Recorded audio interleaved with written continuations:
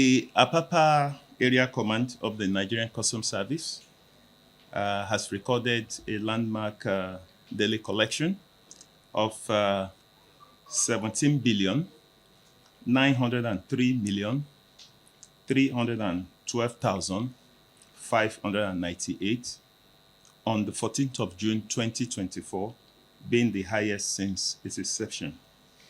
This feat marks the beginning of many more revenue collection exploits, trade facilitation, and anti-smuggling exploits to be achieved in the course of discharging our statutory responsibilities.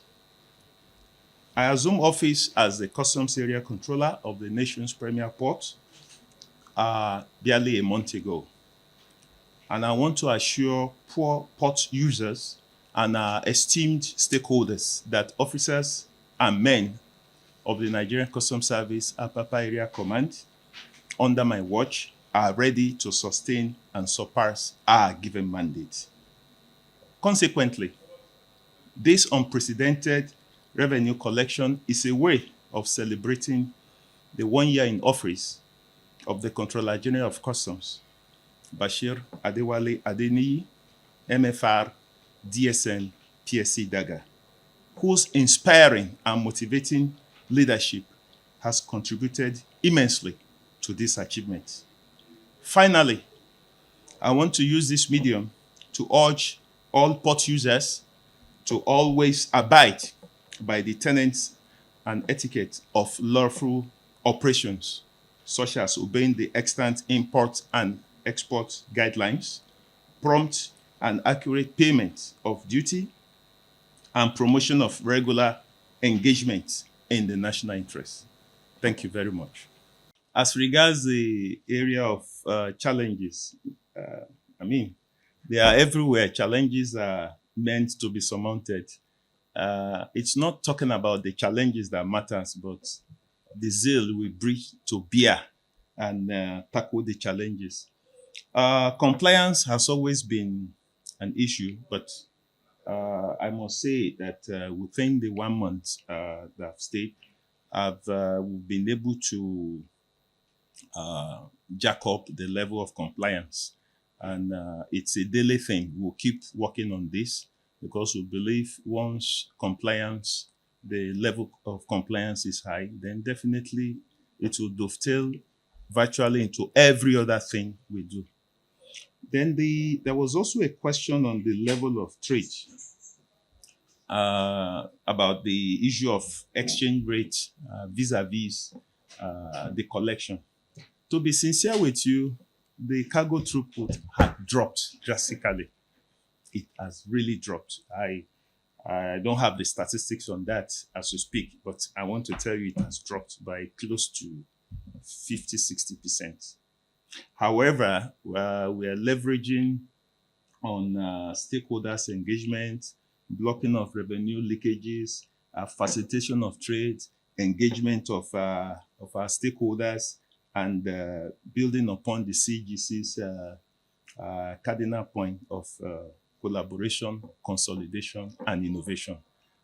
These three pillars had helped us in ensuring that the level of, the revenue that's supposed to accrue to federal government is fully protected.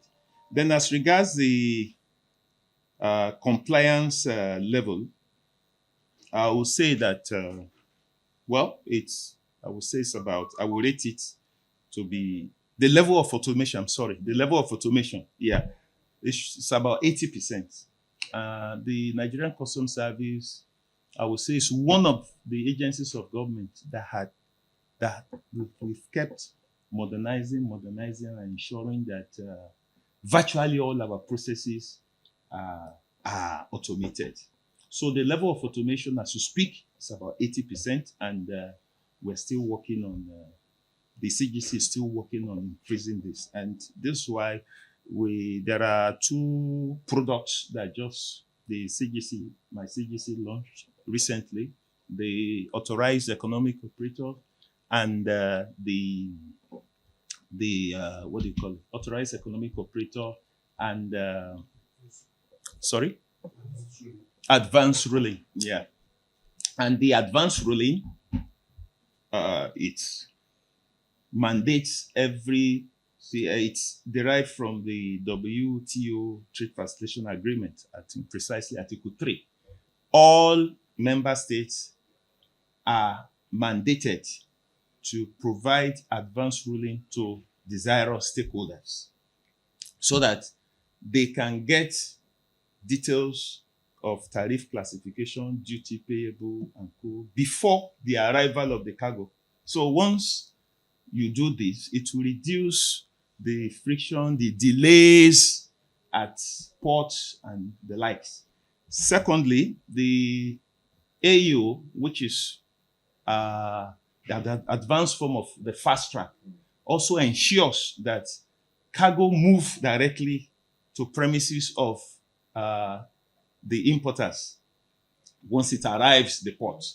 So these are products which the CGC just introduced recently, and they are on their pilot scheme as we speak, and is aimed at further ensuring that trade is facilitated and our strive towards full automation. Then there was another question. Yes, we intercepted used clothings and Crusader soap.